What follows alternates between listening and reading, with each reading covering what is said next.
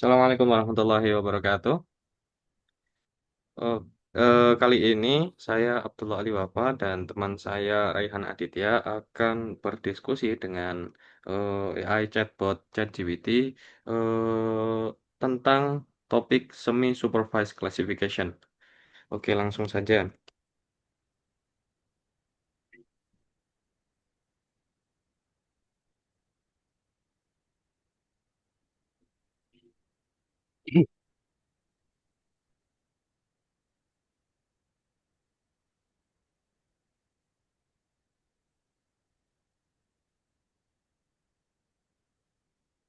Oke, em,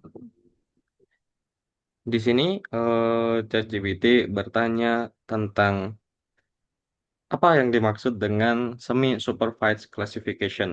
Mungkin dari Mas Rehan, apakah bisa dijawab?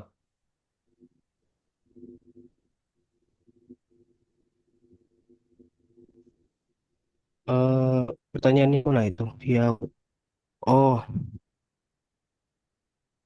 yang itu yang secara konseptual ya.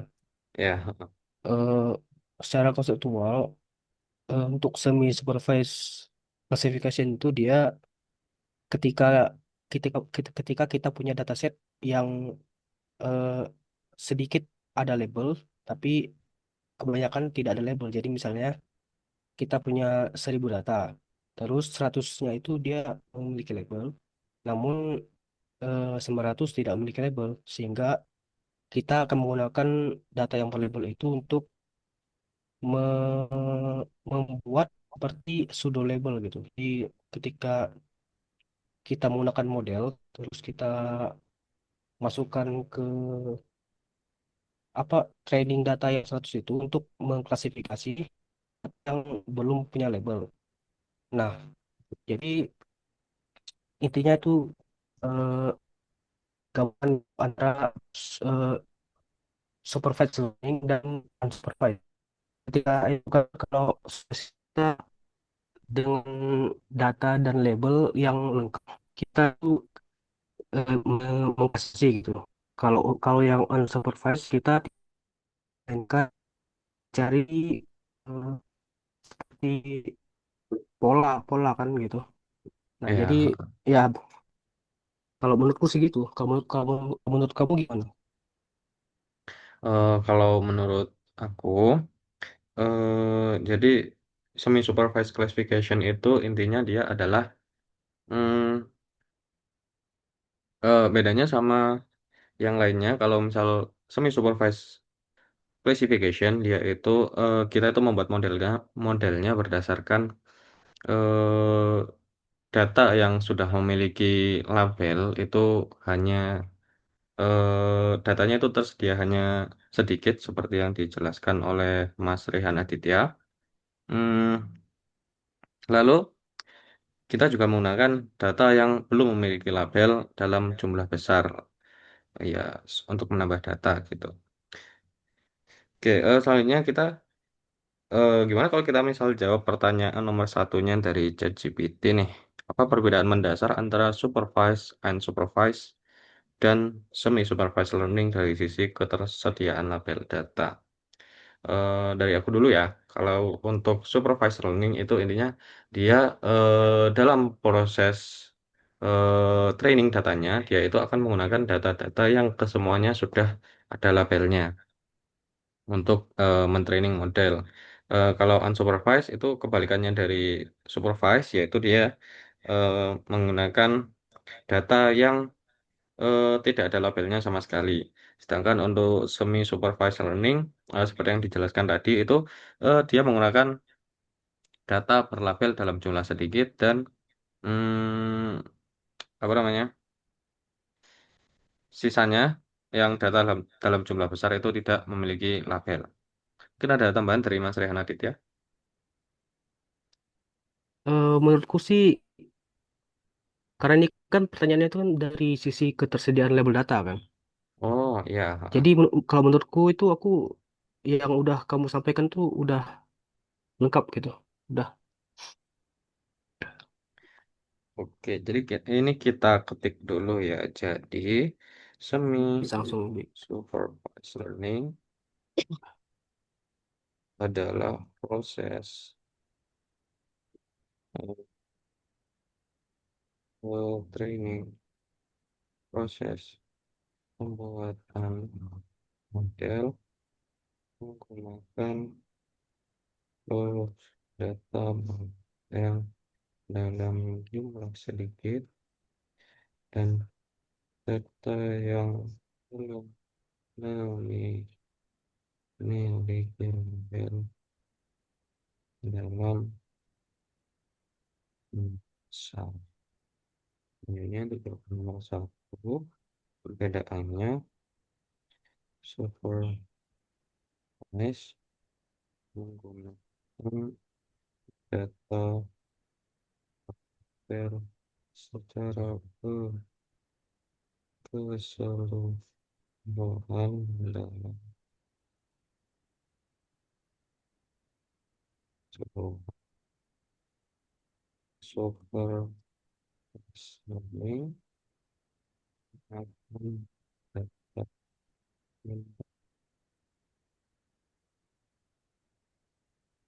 sebagai software learning yang diperlukan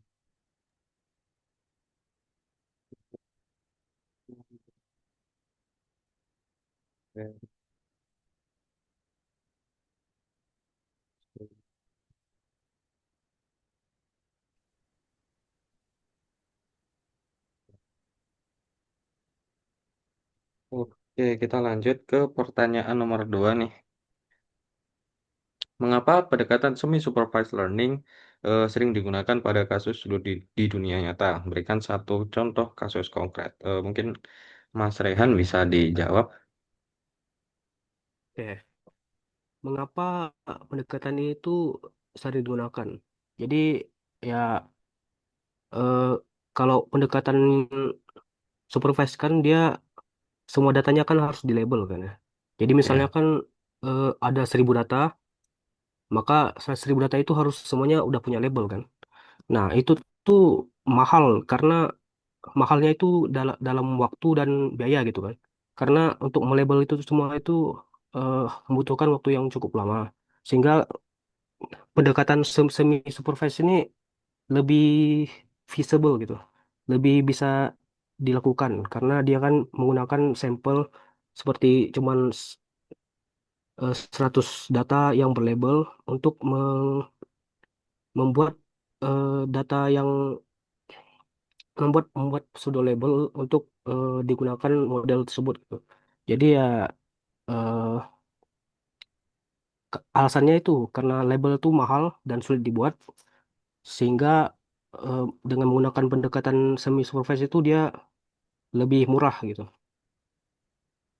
Kalau kalau menurutku sih begitu dia. iya. Menurutku cukup menjelaskan banget sih. Mungkin aku nambahin dari contoh kasus konkretnya itu misal, anggaplah kita membuat suatu model klasifikasi email spam gitu ya. Eh, jadi ya contohnya itu misal kita hanya menggunakan sebagian email itu yang dilabeli label spam ataupun bukan spam. Namun dalam prosesnya kita juga menggunakan anggaplah ribuan email yang tidak berlabel sebagai data juga gitu ya. Mungkin dari Mas Rehan ada contoh lain? Kalau contoh lain ya misalnya apa ya? Ya sebenarnya kan sama aja sih kayak gitu. Dia intinya itu dia kita punya data yang berlabel sedikit gitu kan. Ya. Terus untuk melatih untuk melabeli data yang banyak itu. Ya mungkin contoh lainnya itu apa ya? Hmm, kurang tahu sih aku kalau contoh lainnya itu selain email spam ya. Ya, oke oke. Oke, ini kita proses menjawab kasus nomor 2. dalam jumlah besar. Intinya itu. Lalu contohnya klasifikasi email spam.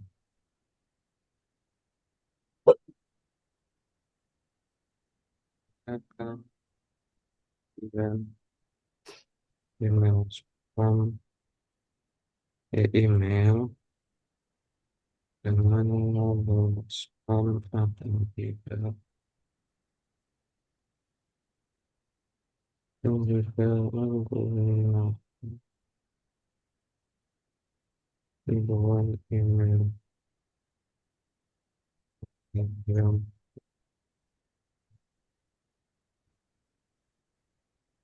Oke, selanjutnya, jelaskan salah satu metode yang umum digunakan dalam semi-supervised classification, misalnya self-training, geo-training, dan label propagation, dan bagaimana mekanismenya bekerja secara garis besar. Eh, Ini kita kalau mau pilih yang mana nih? mungkin kalau dari aku self-training aja sih, karena dia Hmm, cukup simpel untuk dijelaskan gitu ya. ya, aku setuju sih. Jadi self-training itu dia ininya hmm, itu akan menggunakan data yang sudah berlabel itu untuk membuat suatu model klasifikasi lagi gitu. Ya. Nah, setelah itu model klasifikasi yang sudah jadi akan digunakan pada data-data yang belum berlabel yang sudah disediakan untuk dia mengklasifikasinya. Nah, data-data yang dia itu nilai konfidensialnya tinggi dari modelnya itu yang akan digunakan untuk eh, mentraining model yang akan dikerjakan. Mungkin Oh, jadi dia begitu sih. prosesnya itu kayak kayak jadi prosesnya dia itu iteratif gitu kan.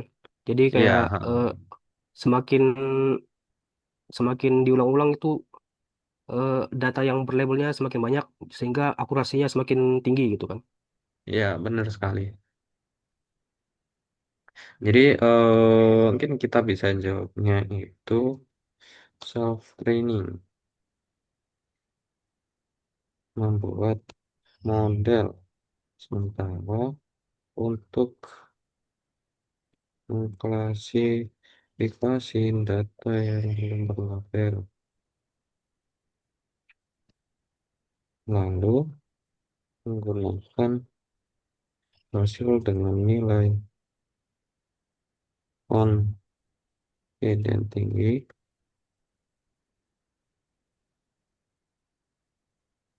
untuk training data kemarin. Hal ini dilakukan secara iteratif. Oke, mungkin cukup ini sih ya. Apa ada tambahan mungkin? eh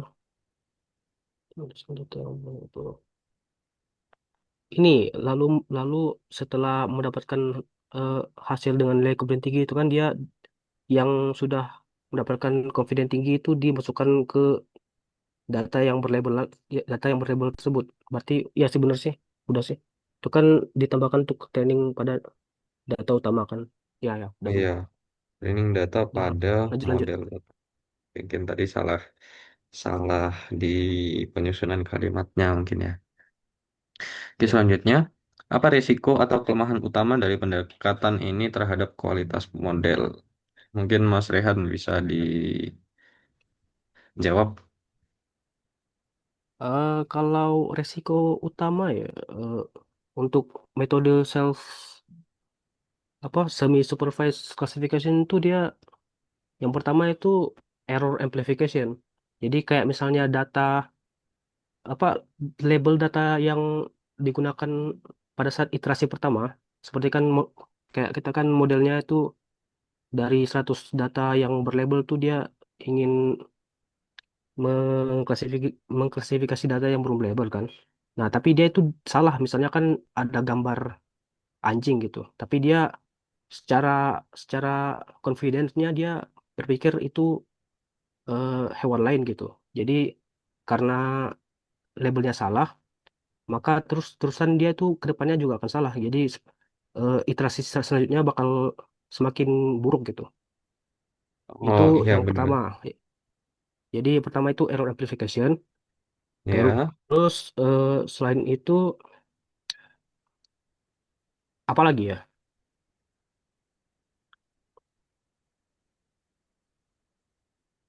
Mungkin eh aku tambahin dulu ya.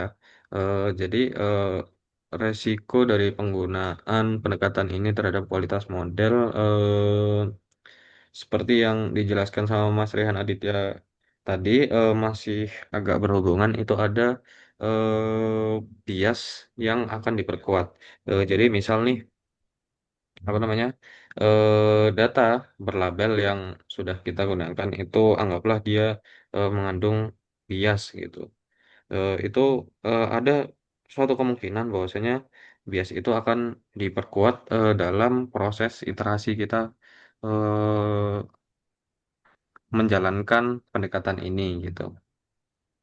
Mungkin yang lainnya bisa Hampir ditambahkan mirip lagi berarti ya. sama Mas Rehan. Eh, hmm.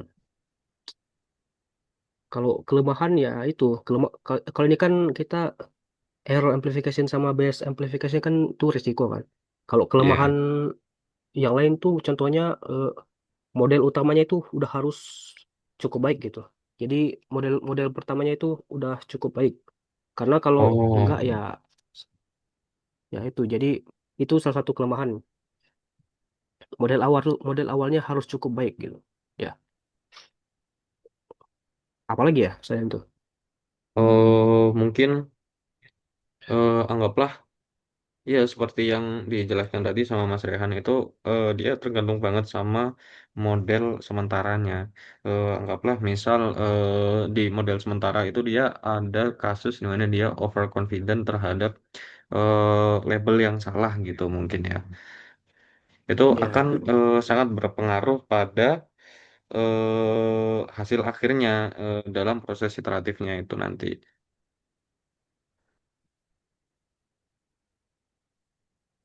Mungkin itu saja sih ya.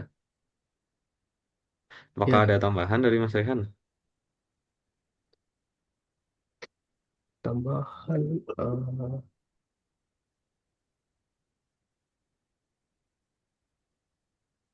sudah sih sepertinya. Oke, kita kirim ya.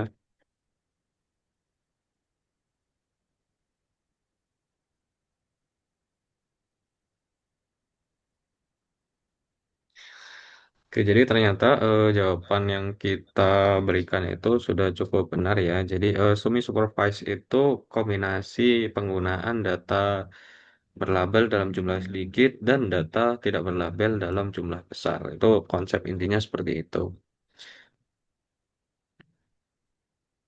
Oh, dan juga pada jawaban pertanyaan pertama itu, Oh, ada itu ya, ada salah tulis gitu ya. iya mungkin salah pemilihan kalimatnya gitu tadi mungkin ya. Coba coba coba scroll scroll ke atas kita lihat. Aku tadi nggak lihat. Supervise. Oh iya, itu Mungkin kamu nulis itu unsupervisednya itu 2 kali kan. Harusnya kan iya, semi semi supervised ya. iya. Gak apalah, gak apalah. Selanjutnya yang kedua sudah Oh, tepat. selanjutnya, jadi metode self training itu memang benar kita itu membuat suatu model awal untuk memprediksi data-data yang belum berlabel. Lalu kita akan menggunakan hasil dengan nilai confidence yang tinggi untuk mengulang model secara iteratif. Nah, Oke, ya. Wah, dikasih A minus ya. iya. Apa tuh? Setelah itu ini ada pertanyaan lebih lanjut dari ChatGPT. Jika model awal pada self-training memiliki akurasi hanya 60%, menurut Anda apakah pendekatan ini masih layak digunakan? Jelaskan dengan argumen logis, bukan hanya ya dan tidak. Aduh nih. Hmm. eh Kalau menurut lu gimana? Kalau menurut aku sih dia belum layak digunakan ya. Jadi apabila jika kita menggunakan cara seperti ini, pendekatan self training yang akurasinya hanya 60%, mungkin kita bisa mencoba pendekatan lain gitu. Anggaplah tadi disebutkan oleh ChatGPT, misal ada SEO training atau label propagation, yang dia itu mungkin bisa lebih cocok dalam proses pembuatannya gitu ya. Kalau dari Mas Iya Rehan sih. sendiri gimana? Sama sama seperti kamu sih. Jadi dia itu kita harus mencoba metode lain dulu. Kalau misalnya memang akurasinya masih rendah, mungkin harus membuat model baru ya. Ya, kita jawab aja nih. Jika model hanya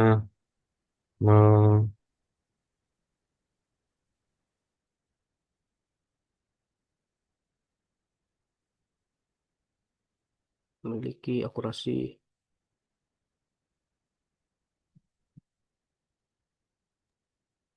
Oke, jika model hanya memiliki nilai akurasi hanya 60%. Oh ya, kamu pernah dengar gak itu apa aktif aktif training ya? Itu jadi kalau misalnya kan dia kan berdasarkan confidential level kan. Jadi kalau misalnya dia 95% yakin dia itu datanya labelnya udah benar, kita masukkan ke Ya, data label kan.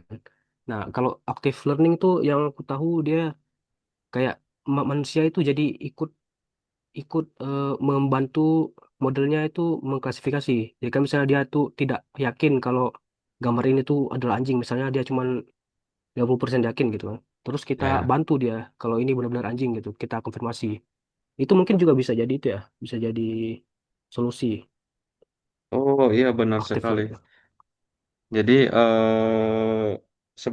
pada jawaban kita sebelumnya itu kita masih belum memasukkan peran manusia di dalamnya mungkin ya. Oh iya benar-benar. Iya, jadi kayak apa namanya? Mungkin itu bisa jadi nilai plus jika tadi kita menjawabnya mungkin ya. Jadi untuk jawaban ini mungkin kita dapat membantu mungkin ya, membantu dengan klasifikasinya, kurung peran manusia, atau juga dapat menggunakan metode pendekatan yang lain. Gini mungkin ya,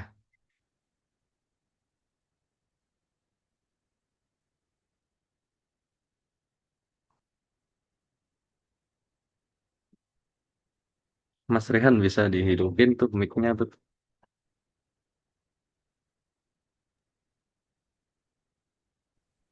Ah, masih terlalu umum ya. Hmm, ya mungkin di sini kita bisa belajar.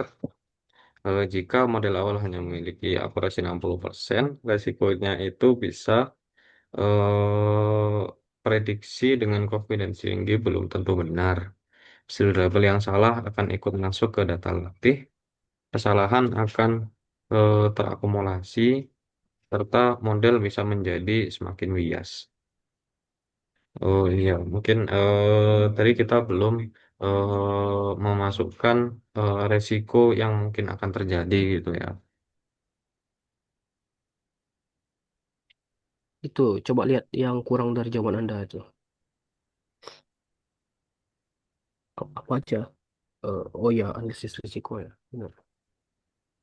Sama diskusi threshold confidence. Maksudnya itu kayak kita supaya supaya modelnya memasukkan data yang labelnya sudah yakin dia harus berapa persen gitu ya. Kalau misalnya itu kan ada 0,95, berarti udah 95% dia yakin kalau labelnya udah benar gitu kan. Oh iya iya iya iya iya. Kalau menurut kamu threshold confidence yang bagus itu di berapa persen gitu?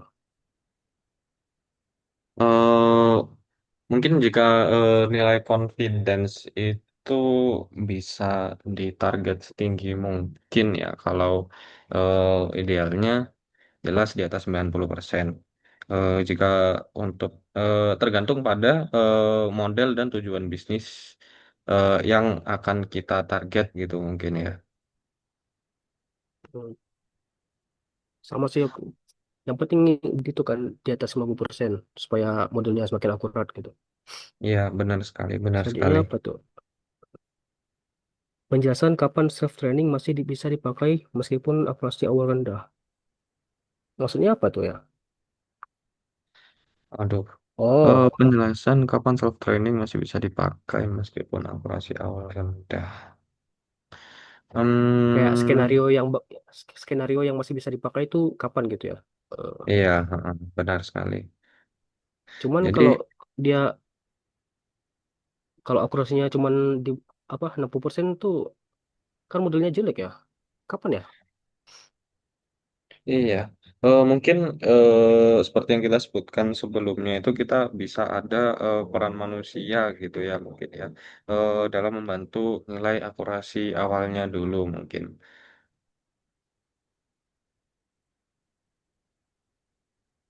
Ya, mungkin seperti itu saja diskusi dari kita. Dapat bejir. Hmm, apakah ada tambahan dari Mas Rehan mungkin ada yang ingin ditanyakan lagi? Sudah cukup puas ya dengan Iya. diskusi kali ini. Oke, mungkin terima kasih Mas Rehan atas diskusinya, partisipasi dalam diskusinya, dan teman-teman sekalian yang mungkin menonton video kali ini. Terima kasih. Assalamualaikum warahmatullahi wabarakatuh. Waalaikumsalam.